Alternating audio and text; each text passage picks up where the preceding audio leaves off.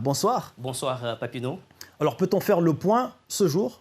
Alors, la dernière mise à jour, c'était le 17 février dernier. Il y a eu 8 669 parrainages validés par le Conseil constitutionnel. Et c'est Valérie Pécresse qui a plus de parrainages. On va le voir. 1945 parrainages. Ensuite, Emmanuel Macron, 1345. Et Anne Hidalgo qui a 1074 parrainages. Alors, arrivent ensuite Nathalie Arthaud, Fabien Roussel et Jean Lassalle. En revanche, inquiétude du côté de Jean-Luc Mélenchon, Marine Le Pen et Éric Zemmour qui n'ont pas encore eu leurs 500 signatures. Mais jusqu'à maintenant, Papineau, c'est une inquiétude à chaque élection présidentielle. Et entre guillemets, les grands candidats arrivent toujours à avoir les parrainages nécessaires. Et pour compléter, on rappelle juste que les présidents de certains EPCI, certains établissements publics de coopération intercommunale peuvent également parrainer les candidats.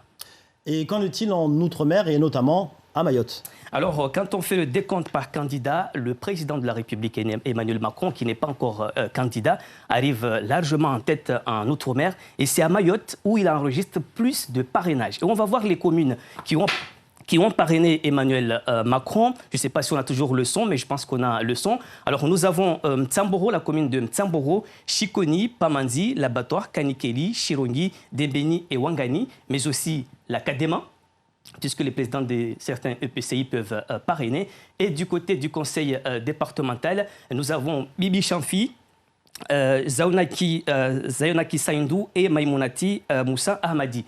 Et Marine Le Pen à Mayotte a qu'un seul parrainage, celui de Daniel Zaidani.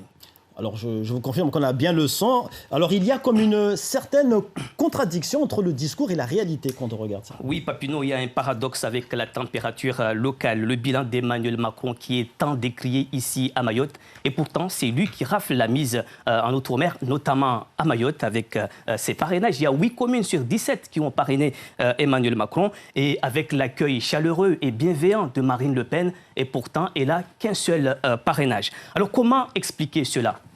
On peut tenter une explication par le fait que les élus de LRM ou les représentants du LRM ont entamé un travail en amont depuis longtemps, mais aussi la présence des unions et des partis politiques typiquement locaux fausse la donne, qui ne sont pas dans la dichotomie droite-gauche et qui verraient en Emmanuel Macron un faute de mieux, un pis-aller. Alors pour finir, quelles sont les prochaines dates à retenir? Alors, les prochaines dates à retenir, c'est le 4 mars, c'est la clôture de la période de parrainage à 18h heure de Paris. Ensuite, le 7 mars, c'est la proclamation de la liste des candidats retenus par le Conseil constitutionnel. Et enfin, le 8 mars, c'est le début de la période du respect de principes d'équité entre les candidats dans les médias audiovisuels. Misbah Oudine Bakar, merci pour toutes ces précisions.